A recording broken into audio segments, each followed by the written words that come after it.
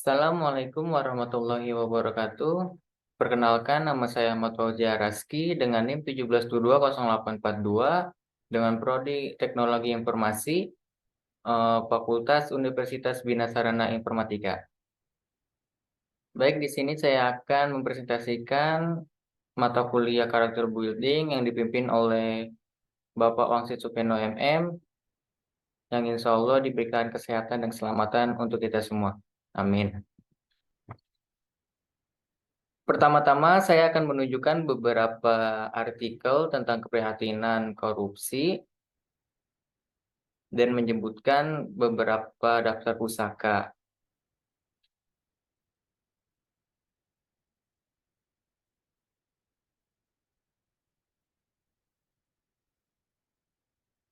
Baik, di sini adalah beberapa artikel tentang keprihatinan korupsi dan ada sedikit beberapa penjelasan.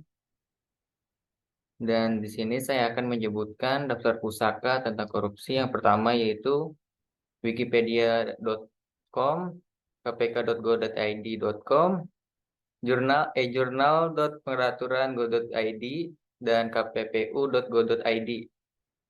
Jadi apabila teman-teman semua ingin mencari tentang artikel korupsi, bisa lihat di daftar pusaka tersebut. Kemudian saya akan menunjukkan PowerPoint tentang korupsi.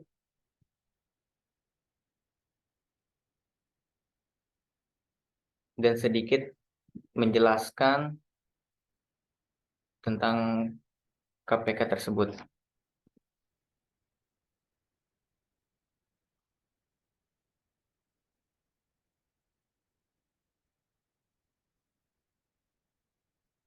Apa itu korupsi? Pengertian korupsi. Korupsi itu berasal dari bahasa Latin yaitu corruptio atau corruptus. Memiliki arti beragam yakni tindakan merusak atau menghancurkan. Dan juga bisa diartikan dengan kebusukan, keburukan, kebejatan, ketidakjujuran, dapat disuap, tidak bermoral, penyimpangan dari kesucian. Kata-kata atau ucapan yang menghina atau memfitnah.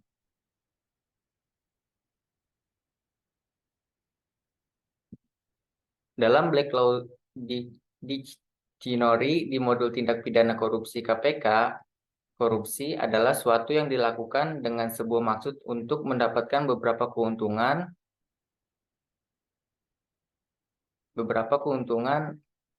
yang bertentangan dengan tugas resmi dan kebenaran lainnya, yang melanggar hukum dan penuh kesalahan memakai sejumlah keuntungan untuk dirinya sendiri atau orang lain.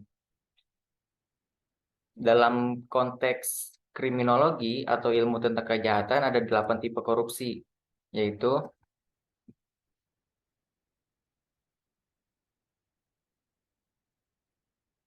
pertama, political bribery.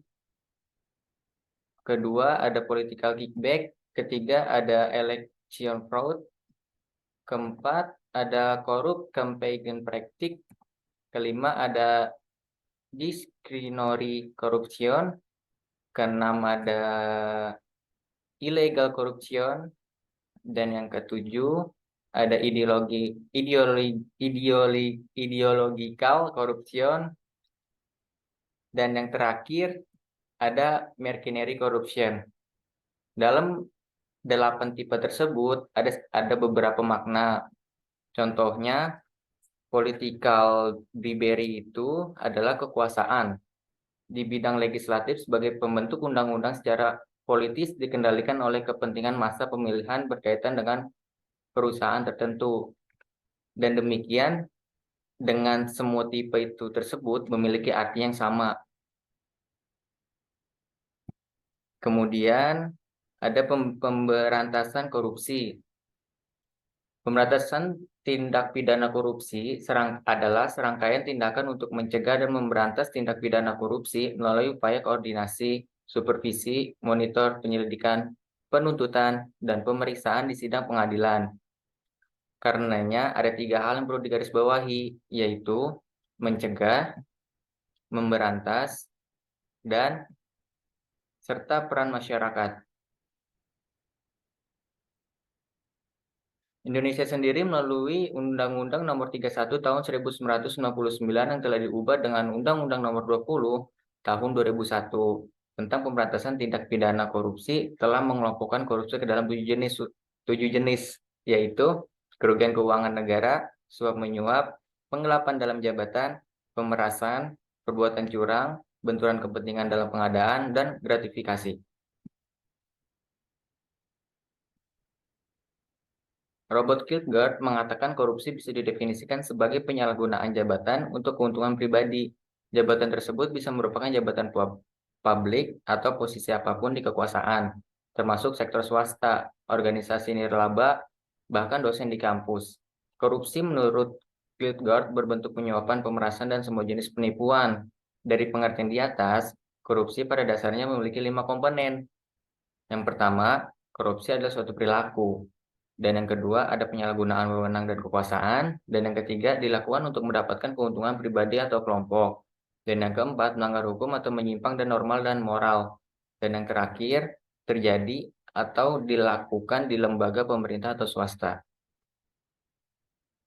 Baik, kemudian di sini saya akan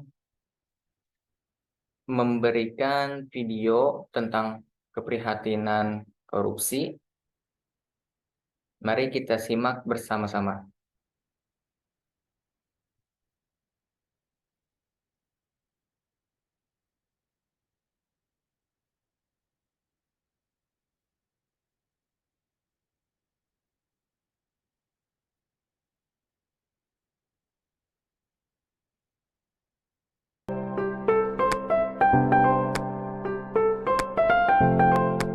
Corruptio corruptus corrumper corrupti corruption.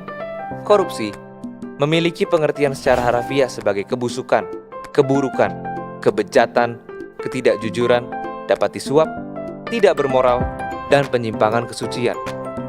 Bangga, apa iya kita benar-benar jauh dari sifat koruptif? Jangan-jangan masih ada bibit korupsi pada diri kita. Mari kita tinjau secara jujur dan objektif. Misalnya plagiat. Kenapa sih kita melakukan plagiat? Karena tidak siap, tidak mampu, tapi tetap ingin menuai hasil maksimal dan akhirnya memilih jalan pintas. Mengakui hasil karya orang lain yang bukan menjadi hak kita. Itu korupsi bukan ya? Dan faktanya, hal ini berlangsung terus-menerus panjang proses pendidikan, sampai akhirnya menjadi kebiasaan yang mendarah daging, dan terbawa sampai ke dunia kerja. Bayangkan seorang pejabat yang meraih karirnya dengan mental koruptif.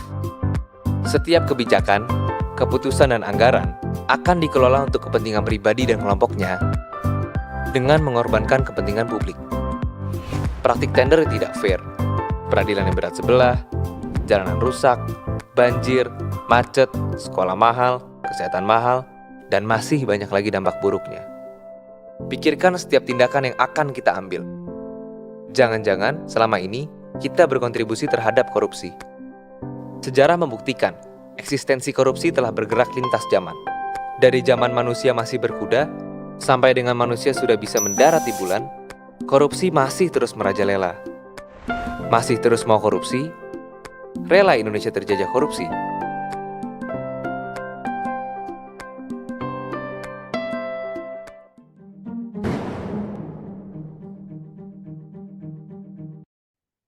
Baik, demikian adalah sebuah hasil presentasi dari saya.